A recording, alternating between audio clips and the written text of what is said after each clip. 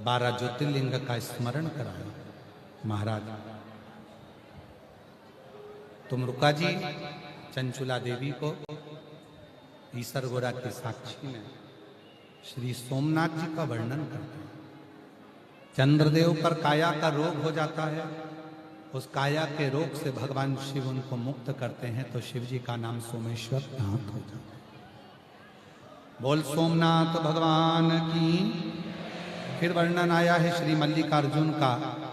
षडानंद कार्तिक के रुष्ट होकर चले जाते हैं, जिनको मनाने के लिए स्वयं शिव और पार्वती जाते हैं और मनाते हैं।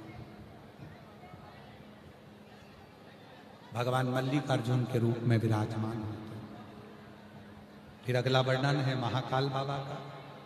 दूषण नाम के असुर का संहार करने के लिए भगवान शिव कालों के काल बन जाते हैं और दूषण नाम के असुर का संहार करते हैं। बाबा महाकाल के रूप में विराजमान होते हैं। अगला वर्णन है ओंकारेश्वर का।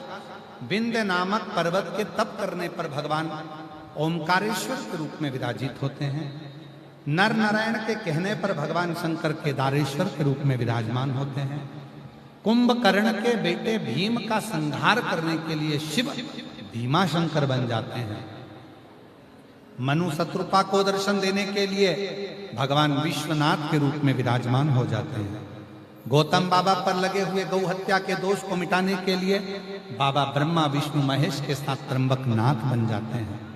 और रावण भगवान शंकर का शिवलिंग लेकर जा रहा था, स्वरूप लेकर जा रहा था, बाबा भार बढ़ाते हैं तो बाबा वैद्यनाथ बन जाते हैं। दारुक नाम के राक्षस का संहार करने के लिए शिव जी नागेश्वर बन जाते हैं और भगवान राम जी के लिए रामेश्वर बनकर विराजमान होते हैं। सुधर्म नाम के ब्राह्मण की 2 धर्म पत्नी थी, सुदेहा घूष्मा। घूष्मा के बेटे को भोलेनाथ जीवित करने के लिए कृष्णेश्वर महादेव के रूप में विराजमान हो जाते हैं। ऐसे 12 ज्योतिर्लिंग का चरित्र जैसे ही चंचुला देवी ने श्रवण करा, तुमरुका जी के मुख से बिंदुक ने श्रवण करा, प्रेत योनि से मुक्त हो जाता। चंचुला देवी हाथ जोड़कर कहती है, मुझे मेरे पति के लोक में जाना है, अखंड सौभाग्यवती होंगी। भगवान शिव की पवित्र कथा कहती है, शिव महापुराण की कथा वर्णन करती है। शिव जी की आज्ञा से चंचुला देवी अखंड सौभाग्यवती धारण कर पति के लोक को चली जाती। पति के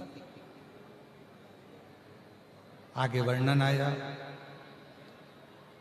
भगवान देवादिदेव महादेव कथा का विराम जब हो रहा था तो स्वयं शिव अपने मस्तक से बेलपत्र उठाकर पत्र उतारकर शिवपोथी को समर्पित कर बाबा देवादिदेव महादेव से प्रार्थना करी, तुम रुका जी ये कथा विराम हो, आप दक्षिणा के रूप में मुझे वर दीजिए। शिव जी ने वर दिया। कलिकाल में जो भी शिव महापुराण की कथा को हृदय से, चित्त से, मन से बैठकर श्रवण करेगा, मन की कामना से जो मांगेगा, शिव कहते हैं मैं उसको पूर्ण करूंगा। ये कलिकाल में शिव महापुराण की कथा ही एक सार होगी जो संसार में रहने वाले मनुष्य के दुख को, कष्ट को समाप्त करेगी, भक्ति प्रदान करेगी, विश्वास प्रदान करेगी। ऐसी पवित्र कथा